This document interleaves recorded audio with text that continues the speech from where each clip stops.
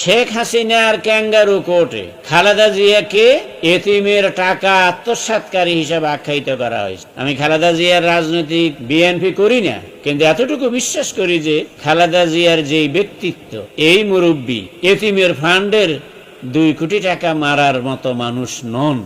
আর তারেক জিয়ারে অনেক মামলায় জড়াইয়া এরপর সালাউদ্দিন কাদের চৌধুরীকে এই ক্যাঙ্গারু কোর্টে ফাঁসি দিল, বাবরের ফাঁসির রায় দিল, যে বাবর এখন খালাস পাইয়া গেল।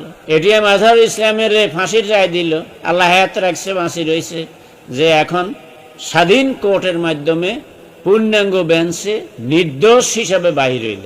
সেই কোর্টে নিজামী সহ জামাত নেতৃবৃন্দকে ফাঁসি দেওয়া হল। সেই কোর্টে এদেরকে মিথ্যাভাবে রাজাকার ট্যাগ দেয়া হইল।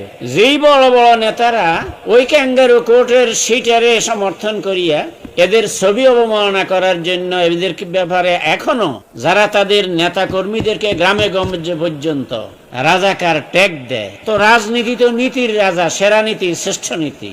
এমন প্রমাণিত মিথ্যা ক্যাঙ্গারু কোর্টের রায়, সেটার যদি সত্য বলো, তাহলে তো খালেদা জিয়াকে এতিমের মাল চুরি করার অভিযোগে অভিযুক্ত করতে হয়। তাহলে তো তারেক জিয়ারও সেই কোর্টের রায় অনুযায়ী